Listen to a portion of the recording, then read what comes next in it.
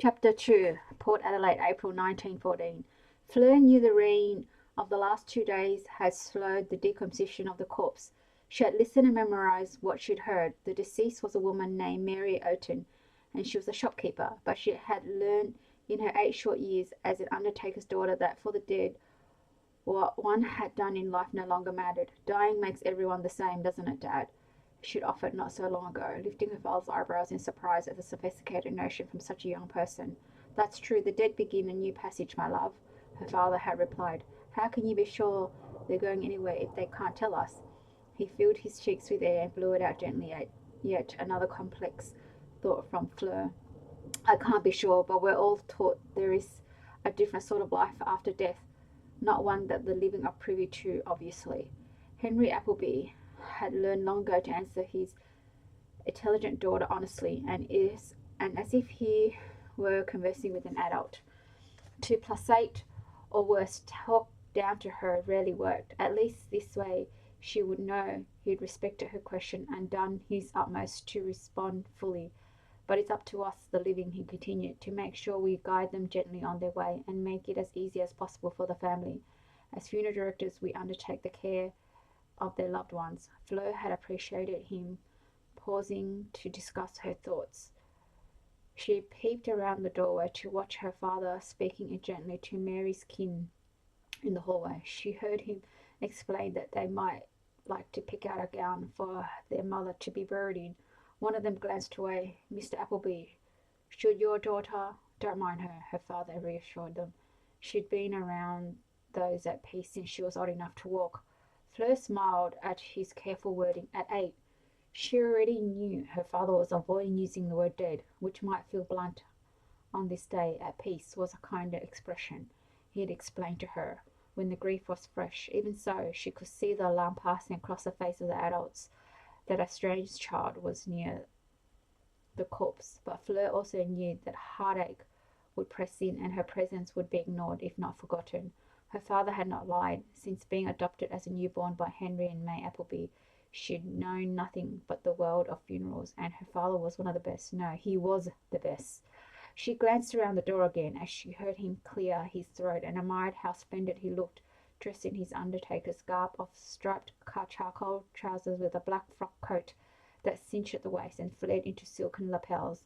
Beneath that he wore his close-fitted waistcoat of the same gabardine and his shirt and stiffened collar that her mother worked hard to keep so white and starched.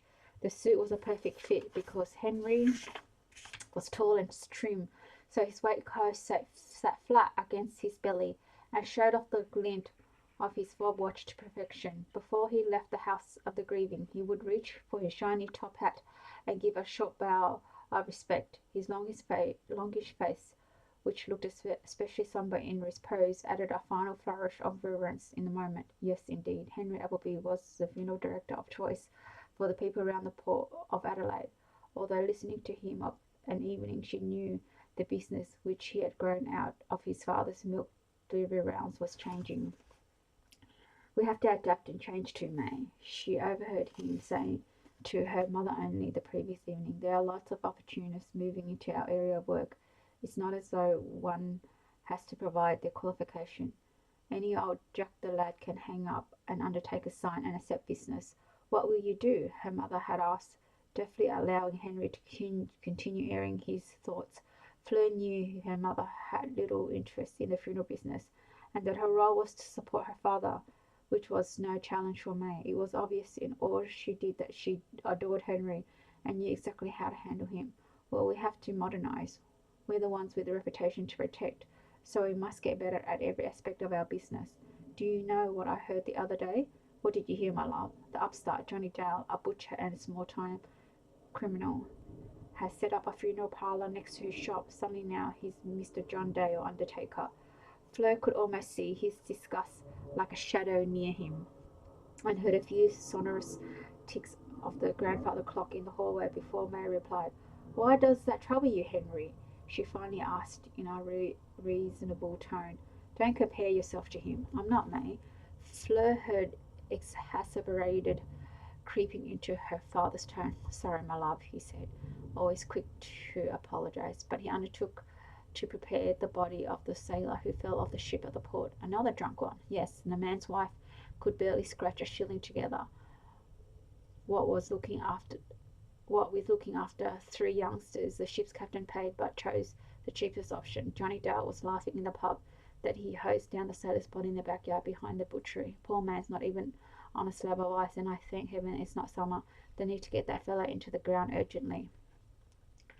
There was always another careful pause. Henry, I can remember a time when you did something similar when you were first starting out. Fleur heard a snort of derision. May Appleby, how could you compare the situation? I washed those bodies with great care in the backyard with a bucket, as I recall. Nothing terribly dignified about that situation. Fleur smiled on the stairs. Her mother knew just how to challenge her father without provoking him too much. Aye, May, we didn't have the setup that we do now, but I still showed them the respect they deserved, and I didn't laugh about it in the pub later. Indeed, no one would ever question your care, Henry. It's undoubtedly why you're in such demand, but everyone starts somewhere, and while I'm not suggesting John Dale is in your league, I would urge you to let your reservations go. You told me that sailor was a good-for-nothing drunk at the best of times, and the captain did the right thing by his poor wife. I will give her some money for those little ones, and then you've done more for that family than any fine bureau of the useless father might. Fleur heard her father give a grumbling sound in response. You have more than enough work and reputation for 10-year undertakers, her mother continued. Everyone would choose Appleby's for their funeral if they could. Hold that close and don't allow the newcomers still needing to find their way and build their business to trouble you. This Dale fellow won't last if he's no good, but he'll learn and improve if he means to survive in your arena. Always the voice of reason, my love. You're right, of course. It was Fleur's habit to sit on the stairs and listen to their unguarded conversations at night. With no brother or sister, she considered them her friends as much as her parents. Besides, Fleur didn't particularly care for the company of her peers. Children seemed so distractible, often mean to one another. She preferred adults, none of whom were perfect, of course, but she could enjoy a mature conversation with an adult. She had tried but failed to achieve the same with people her own age. Her mother regularly clicked her tongue at Fleur. You'll end up being a loner, my darling, if you can't make friends. I can make friends, Mum. I choose not to because I think I'll let them down by getting bored. Perhaps it's because I'm an orphan. The remark had made her mother sigh. Fleur, you're not an orphan. You're an Appleby with two parents who love you. I never wished to know where you'd come from that made you new and pure for me. But you're an old soul, that's for sure. Her radiant mother, with her pretty hair that shone red beneath the sun and lightened into a rosy gold come summer, had planted a kiss on Fleur's head that day. You're a gift from the gods, child, and we're blessed to have you. Fleur had looked at her mother's pale complexion and light freckling and wished she had the same colouring, desperate to belong wholly to this wonderful woman from whom she never felt a cross word and had experienced only affection.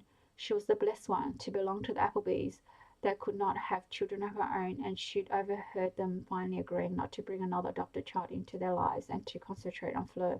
She remembered another evening she sat on the stairs listening to her parents talk softly, this time about the future of their business. Henry, you know I'm not ambitious. I derive all the reward I need from being a good wife to you and a good mother to our little girl. Now, I'd love for you to have had a son to inherit this company, but it's surely become obvious that Fleur is more than capable.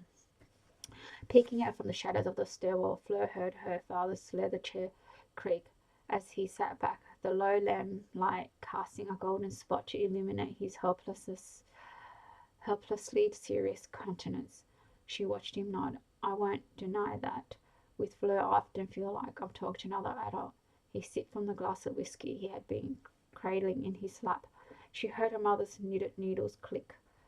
That's my point, dear. Can you imagine Fleur and a babbling toddler, or a noisy infant who grows into a highly active, perhaps cheeky boy? They both chuckled at the thought. She's got an old head on her shoulders, my love, and we should be grateful for that. She will do you proud and become a great boon for your business. I don't want her being pushed aside simply because she's a woman. Fleur has so much to give.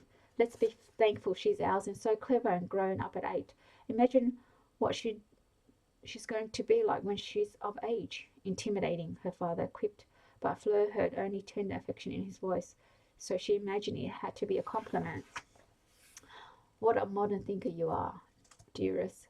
There are many who would not consider the needs of a daughter. Yes, well, I'm not like all those others who only seem to see a future in their sons. See, she's our only child, and I'll consider her every need, especially her future, and that should not rest on whom she marries. I want our girl to marry for love, Henry, not security or status. I want her to experience what I have in my marriage. Promise me, won't you? What's that, my love? That you'll never corner Fleur to marry someone for anything other than love. Fleur heard her father's chair creak again and saw him lean forward to plant a soft kiss on her mother's forehead. I promise you. As he sat back, he cast another affectionate smile towards her mother. You know, she talks to the dead. Her mother must have put down her knitting because she regularly clicks her needles stopped regularly click of needles stopped abruptly. I do. Some may find it strange, but given it's what she's been raised around, I'm not surprised she finds solace with people who don't answer back. I think she's marvellous with them.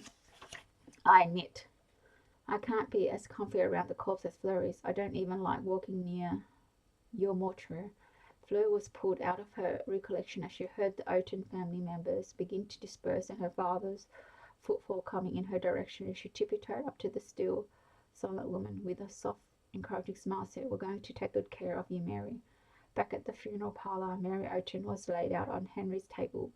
While he knew most would balk at the sight of an 8-year-old participating in the process that was about to unfold, Henry also knew that his young assistant could maintain clear focus for hours and was certainly as able as anyone more than twice her age. He glanced up as his child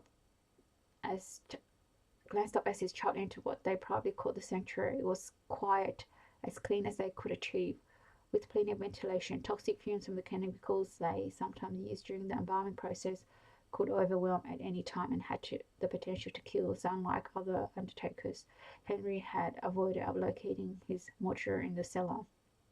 The glazed windows overlooked a walled garden, which ensured the room remained private and gave Henry something pleasant to glance towards during the work that went on in this room. Mum says there's an urgent phone call, Fleur told him. I told her you wouldn't want to be disturbed right now. He was once again impressed that his daughter was ahead of him in her thoughts. She knew how inconvenient the request was, and she's insisting you telephone the family immediately. Fleur paused. It's not like her to insist on anything, she added, echoing his private thoughts. You go, Dad. I'll stay with Mrs. Oaten. He gave a sound of soft frustration. All right, you can take off her boots and stockings, start unbuttoning her overall. You can also unpin her hair and comb it out. I know, gently to protect the scalp's skin. She was such a smart little button. He cut her a soft smile, meeting her eyes. They seemed capable of changing colour based on mood, the light, and even what she was wearing. Henry had read a bit about eye colour through his embalming studies, and according to some experts, the hazel eye colour that Fleur possessed was potentially the most alluring and mysterious because of that capricious nature it seemed to possess. Fleur had on her funeral smock that was deep olive green, and her eyes, which had seemed brown in Mrs. Oaten's bedroom earlier, now appeared the colour of a faded gum leaf sprinkled with gold. Whatever their colour, these were eyes that read the world deeply. I'll be back shortly. As he left the room, he glanced back and saw that Fleur, without being asked, was testing the rigor remaining in Mary Oaten, gently easing a limb to loosen it. She listened carefully to the family, who believed that Mary had died just after 4 this morning. It had been approximately 7 hours since she'd passed, so the stiffness of death would be making itself evident, and Fleur was taking care to ease the onset of rigor mortis so they could clean and prepare Mary's body swiftly. In another day, the corpse would have relaxed again, and Mary would be ready to dress in her burial outfit and for the family to farewell her at a proper wake. He nodded to himself. His young child had learned all of this with intense concentration. May was right, he thought. Who needs a son and heir when I have Fleur? Arriving into the family parlour, May didn't waste time explaining who had called. It's the Darnells. Henry frowned. The Wool people. She nodded. One and the same. Has someone died? Silly question, he berated himself. A posh family like the Darnells would hardly be calling for any other reason, but why him when they had undertakers much closer to the city address. It's a woman, May confirmed. His frown turned to dismay. It's Elizabeth Darnell. No, Henry, there's another, and a strange sister, apparently. He blinked in consternation. I don't know the details, and nor would I be so bold as to ask. What I do know is that Elizabeth Darnell is just short of demanding your presence at their home. But she was rather forceful, my love. I think she knows her family name is too important and influential for you to ignore her request. More in order, actually. May pulled a face of concern. They're in the city, he thought aloud. Then you better get going. Hugh will be in shortly. He can attend to Mrs. Oaten, and since it's weekend, Fleur can. No, May, I need Fleur with me. She's my eyes and ears sometimes. They mostly overlook her, but she missed something.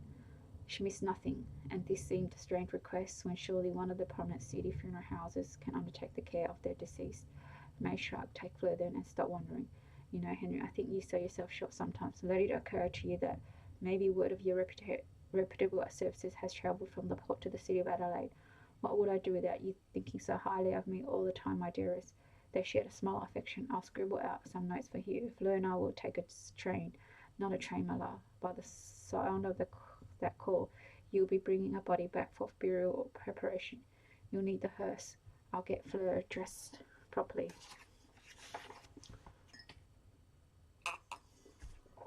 Chapter 3. Inside the two-story building on Carrington Street, Fleur followed her father towards one of the back rooms, aware of the pinched look of disapproval from the woman who wore a long apron over her dark ankle-length dress. Fleur surmised this was not the lady of the house, but her housekeeper. Are you sure you wish to take the child in? The woman said in a superior tone that was barely a question, turning at the entrance to the room.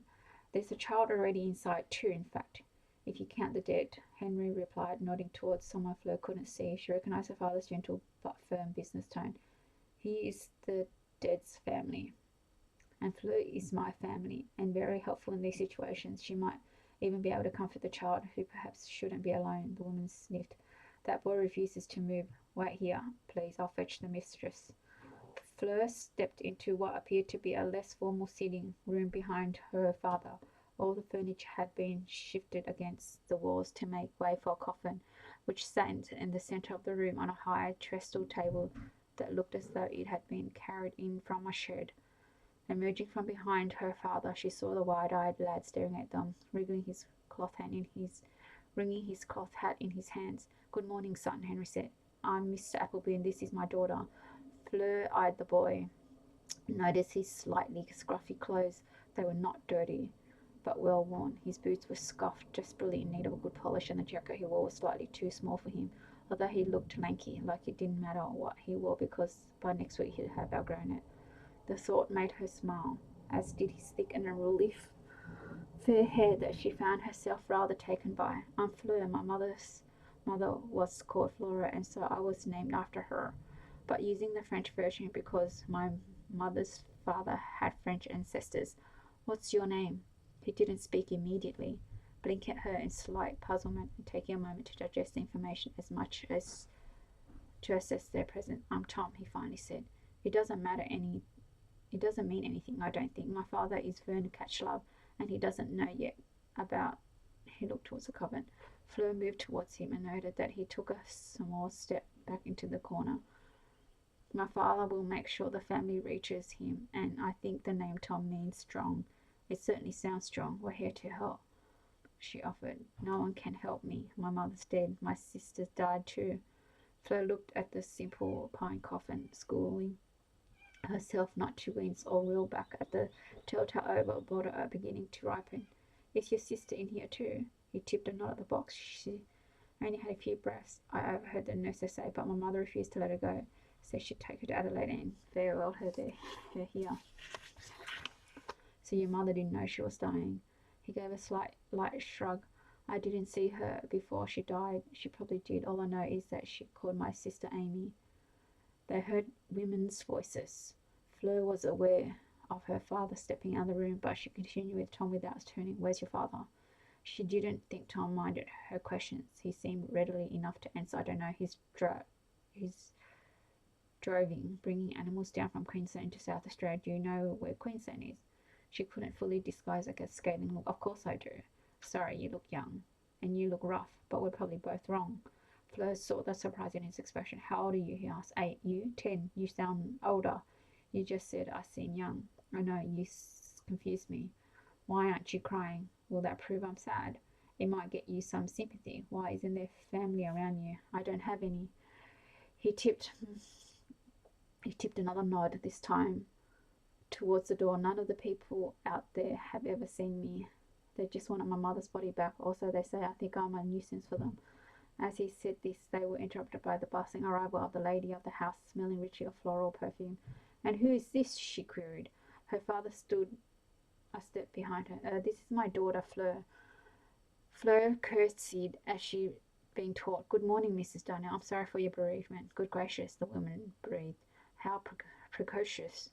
Henry Appleby gave an awkward twitch of his mouth, hidden by his moustache and beard that approximated a brief grin. Would you believe that Fleur knows almost as much as most apprentices in the funeral business right now? I suspect she might be good as distraction for your sister's boy. While Henry gestured towards Tom. Yes, indeed, your children might like a glass of milk in the parlour while Mrs. Appleby and I talk. Miss Jackson will help. I will introduce my own daughter, but she's rather sickly today. Off you go, you two, and make no noise, please. Come on, Tom. Fleur urged, after glancing at her father and observing his nod. She offered a hand and was surprised when he took it. They left the room where his dead mother lay. Which way? She whispered.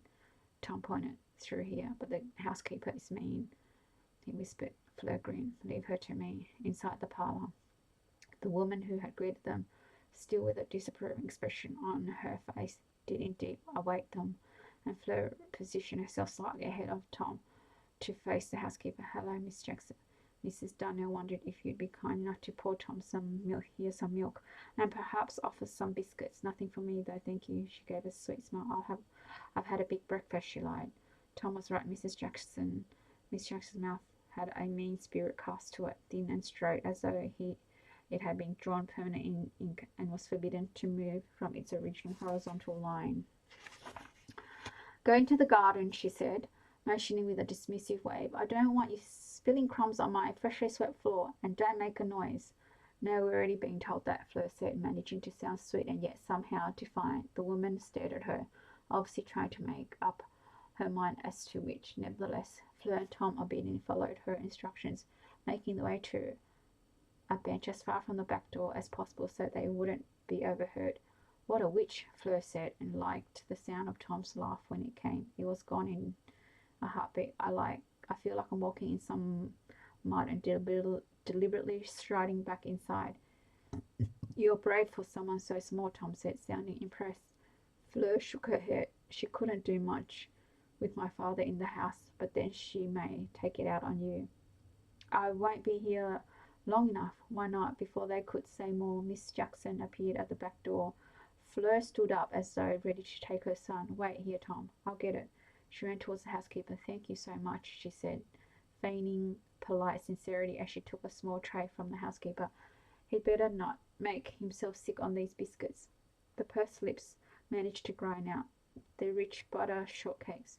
Oh, I'll make sure he doesn't, Miss Jackson, Fleur said, as if those same butter shortbreads couldn't so much as melt on her sweet-sounding tongue. Mind you go, girl.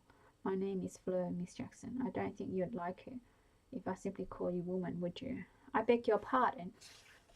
Yes, that was too forward. My parents tell me I should not always speak my mind. Indeed, you should learn to hold your tongue. The woman snapped, her mouth pressed together until even the original line disappeared. Fleur wanted to laugh. She knew that in this moment alone she was untouchable, but Tom wasn't, and she didn't want him to hear the brunt of her cheekiness. She formed a contrite expression. I'm very sorry. I do not mean to be rude. In fact, I try very hard to be polite at all times to everyone because my mother says that everyone, even children, deserve respect. Your mother's right. You mind what she tells you. Oh, I will, Miss Jackson. I'm glad you agree. Fleur wondered if the housekeeper would catch on to what she was actually saying. Thank you again. She turned away and walked carefully back towards Tom, determined not to spill a drop of milk that had been given along with the shortbread. You took a chance. He looked impressed. She shook her head. Not really. My mother scolds me. She says that speaking the truth isn't always considered polite and gets me into trouble. He grinned. Sometimes you have to fib to protect someone's feelings. She smiled. Do you do that? Yes, I think we all have to, I suppose, but I have to learn how to. So you have a cousin. Your aunt said she was ill. I haven't seen her. As though Mrs. Daniel's keeping her hidden in case she catches a disease from us. Fleur laughed, but then stopped as Tom continued. Mrs. Daniel told me we're not family. She didn't, Fleur said, sounded appalled. He simply nodded. Why do they want your mother's body then? He shrugged. Because she's a Wintro. He adopted a mocking tone, and no Wintro is buried in forsaken land. They said that? Mrs. Daniel said it to the doctor at the Bush Hospital when he contacted her. Fleur said she was pressing a bruise and needed to change the subject for Tom's sake. What are your interests, Tom? She asked, remembering that it was important to put a grieving family at ease. She didn't remember her father ever asking such a question of the bereavement, but he normally didn't speak to children. I'm from the wilderness beyond the Flinders Ranges, so I'm interested in its landscape and the work we do out there. Tell me more. I have never seen where you come from. I'll show you one day. She smiled. All right. It sounded as though she'd made a deal, so she turned into one, pretending to spit on her palm before she held out her hand to shake. Is that a promise? It is, he said, mimicking her and holding out her own. She grinned as they shook on their agreement. You have to take me now, but until the day you'll have to describe it to me. Can you do that? Yes, I can. He got a faraway look in his eye, so he was conjuring a picture in his mind. Where I live, I think the sun is always trying to kill us, while the howling winds sound like a sound in constant despair. That's what my mother used to say anyway. Fleur caught a slight hint of a smile on his face as her memory, and then it left as he continued. We get huge dust storms, and many times I've had to crawl out of the single window in our cottage to clear the sand that blows against the door and locks us in. That sounds scary. It can be. My father once said that if you survive sun and dust, drought was never far behind, determined to kill everything. Why live there? She asked, appalled. He shrugged. I don't know. It's where we live. The mountains are ancient. I've learned about them. They're called the Flinders Ranges, and they are formed by the Earth's surface folding. She grinned. Are you fibbing? How can it fold? It can, I swear. It's called plate tectonics. He rubbed his forefingers together, hands held flat to demonstrate. One great mass of land collides against another, and it's felt tons of thousands of miles away. That land, or that distance away, is bent, pushed up to form wrinkles in the earth, and that process can form mountains. She gave a low whistling sound of awe. So your Flinders Ranges were pushing up against each other, she said, moving her hands together to form a gesture of prayer. Exactly, Tom said, sounding delighted that she caught on so fast. And I learnt from one of my father's friends who knew about stuff like this that these mountains were once covered by an ancient sea so many millions of years ago that I'm not sure I know how to write the number down. She giggled, and he smiled back at the sound of her amusement. I like you, Tom. You're interesting. I can tell you more. Flies are the greatest pests in our lives, but there are snakes, spiders, scorpions, lizards, mosquitoes. She shuddered. Ugh. He gave a shrug. They're fine if you leave them alone. Thanks for the biscuit. I would never have asked. You look like you need a good feed. He grinned. No, I always look like this. Serious, you mean? Don't have to. I don't have a lot to laugh about right now. No, she agreed. What will you do? I suppose I'll go back to the train and wait for my father. The news may have reached him by now. Tom nibbed on another biscuit. And when he comes home, then what will you do? Grow up? Become a wool classer, I suppose. What's that? You've heard of Shearer? Of course. She began to sing. Click go the shears, boy. Click, click, click. Tom grinned. Well, the classers, they're sometimes called them guessers, are the men who look at the wall and they make decisions about it. What sort of decisions? Fleur frowned, thrilled to be learning more new knowledge from Tom. The man studied the shorn wool and has to decide on how clean that wool is. Does it have a fine crimp or crimp? Fleur interrupted. My mother has crimping shears that have wiggly blades. She saw dimples deepen at Tom's cheek, and his eyes seemed to glisten brighter than the navy she initially noted them as being. The smile seemed to cast an inner light. Exactly, he said, his tone enthusiastic. The wool fibres have crimps, wiggly bits. Some are fine, with many wiggles, and others are broader. And what does it mean? He looked galvanized by her interest. The finer, crimped wool is used for garments, while those of a rougher nature, we call it coarse, might be used for. He looked up as though the sky might deliver the answer. Well, for carpets and the like, rougher use. And that's it? I could do that? They both began to laugh at her cocksure remark. No, there's more. I've made it sound too simple. In moments, these men can fling out a fleece that's the shorn wool in one piece and decide on the crimp, the feel, its core texture, the colour, cleanliness, strength, and all the while the classer is keeping an eye on all the shearers and what's going on in the shearing shed. He's keeping the work flowing at a steady rate and even teaching the rouseabouts at the same time. He has to run across and get the wool pressed into bales too. That's why they use it to be called presses. But he's got so many skills, and he has to, as my father told me, think on his feet all day long. He can speed up and slow down depending on the gun's pace. He must have seen her moments of puzzlement because he continued, that's the top shearer. He's called the gun because he's the best in the shed and the fastest. Everyone shears as best they can to his speed, but most can't keep up. But the wool classer makes sure he keeps up while also doing everything else. I think wool classers are brilliant. Well, I think you're brilliant that you have this dream. I'd like to watch you working as a wool classer, Tom Catchlove. Maybe you can visit. How how about you? What do you want to be when you grow up? Oh, I'm going to the best mortician in the state. No, the best in the country. Mortician, I don't know that word. I help prepare the dead for their burial. At first Tom appeared shocked and then he frowned. I thought your father is an undertaker. He is. He takes the dead into his care and prepares them for their final journey. But there's a lot of work to be done on the body to make that person ready for burial. He's very good at it. I shall be even better. Are you going to look after my mother? I'll help to take care of her and Amy. You can trust us. My father is the kindest man that ever was. He's very gentle and respectful. Good. I'm glad you'll be there to watch over them because they're sending me home tomorrow. You won't be here for the funeral? Flo was surprised. He shook his head. I think Mrs. Darnell wants to be rid of me. Why? He shrugged. I really don't know. Yes, you do. He caught her glance. I don't think I'm good enough for them. They don't know you. You just said. So how can you not be good enough? Oh, probably because we're poorer than them and live so far away. She nodded. What horrible people. Oh, look up there. Fleur had happened to glance to the top story of the house and saw a pale face pressed against the window. It was the face of a child, a girl who looked utterly miserable while she stared at them. Her hair was long, with a fat satin ribbon tied high at the back, just peeping over the top of her head. Fleur was aware of Tom's lifting his hand in salutation, but the girl stepped back in the shadow and disappeared. Who's she? No idea, he replied. Shall we ask? Best not to be nosy with them, he cautioned her. As I say, horrible people, she repeated. Well, my mother came from them, but she wasn't horrible. She was wonderful. It's all right. I rather remember mother dancing, laughing, than lying in a clothes box and being lowered into the ground. Children. Miss Jackson was back at the door. Fleur and Tom both threw a glance upwards, but the girl with the ribbon had not reappeared. Fleur instantly forgot about her as she turned her attention to the housekeeper. Bring that plate and glass back now, child, Miss Jackson said.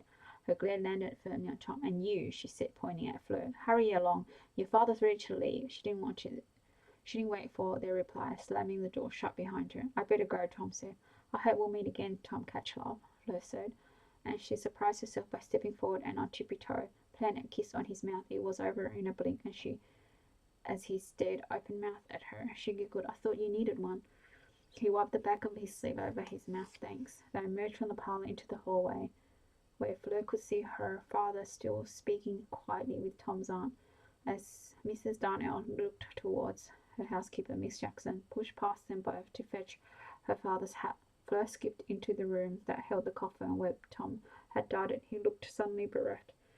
They're gone, he said unnecessarily. My father brought the hearse. There's a big car to carry coffins. He'll have taken her there. I wanted to say goodbye. Fleur stepped forward and took his hand. Tom, it's appointed to bury your mother and Amy very soon. I know I could smell it, he admitted, and she was pleased. She hadn't had to explain the dish of purplish, almost black wood beneath the table was a special substance to mask the odor of death. I'll just take this and empty it anyway. They've already gone. She walked back towards the parlour and the sink. He followed. Well, what do you mean? Their bodies came here with you on the train, but their spirit was set free back in the Flinders Ranges. Now they're following you, looking out for you.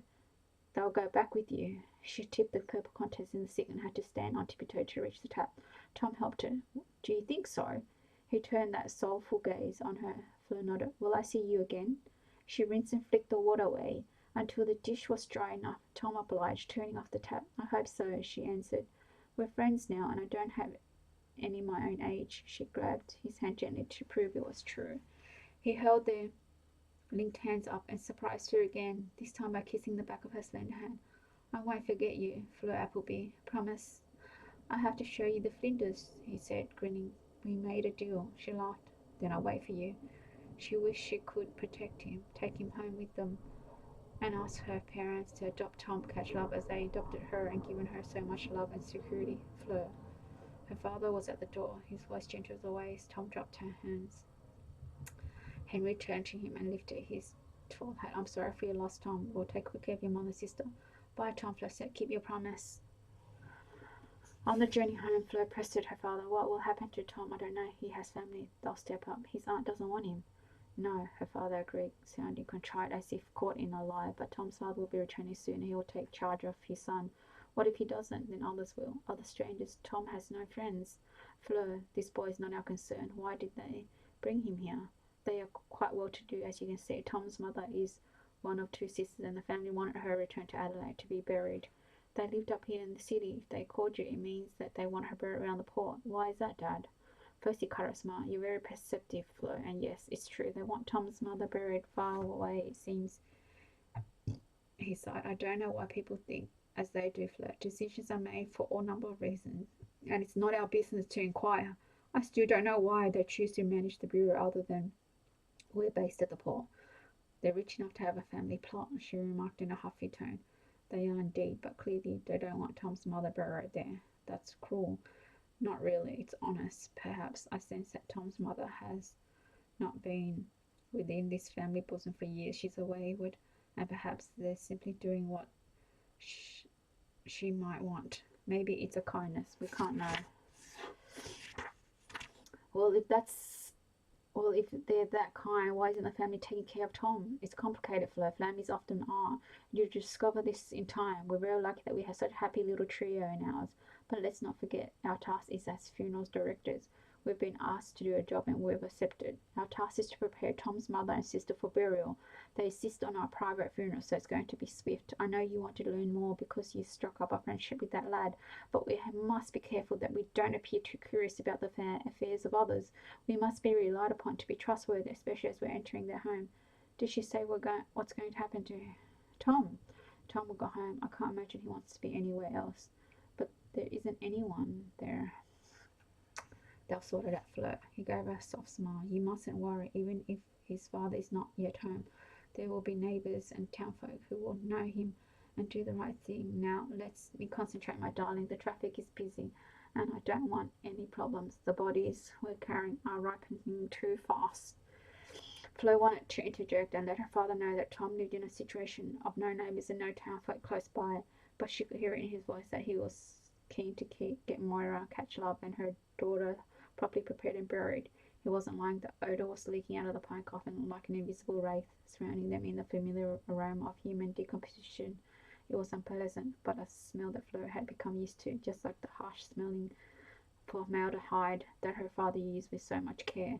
Henry had counselled her on this since she was young enough to make sense of language. She could clearly recall the first time she'd been shown the formaldehyde. This is toxic, he said, pointing to the large bottles. It had a skull and crossbones on the label to make the point, which he tapped, making sure she understood. Never be curious about it. It can kill you. Never smell it directly. You can see how I make sure all the windows are open and we are all ventilated. I don't care if it's the middle of winter and your fingers are frozen. Promise me, dear one, you'll never open the bottle alone. She was excellent at taking instruction and knew she would never disobey his teachings.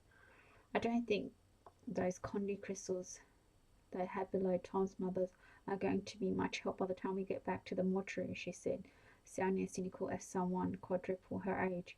Henry laughed. No, I think you're right. We're past potassium permanganate. Being able to absorb the smell. This body needs to go into ground by tomorrow. We'll be working fast on more catch love all day today. Mrs. Oaten will have to wait. She's on some ice anyway. Fleur knew all the stages of death already. The rigor mortis, then the flaccidity, the grey pallor that took over, while the pooling of blood in the lowest cavities created a purplish mottling, the eyes and cheeks sinking as the skin lost its elasticity, and the inevitable putrefaction that was so evident now. She turned away to look out of the window and forget the smell of Tom's mother's decaying behind her, but she couldn't help wondering about that wide-eyed boy, so contained, so intense. She wished she could write to him and keep him company through the lonely days ahead. Her father's voice startled her. Still thinking about that boy, Tom? She nodded as they passed the expanse of the pavilion. Let your thoughts about him go, Fleur. You're likely never going to see him again. Thanks for listening.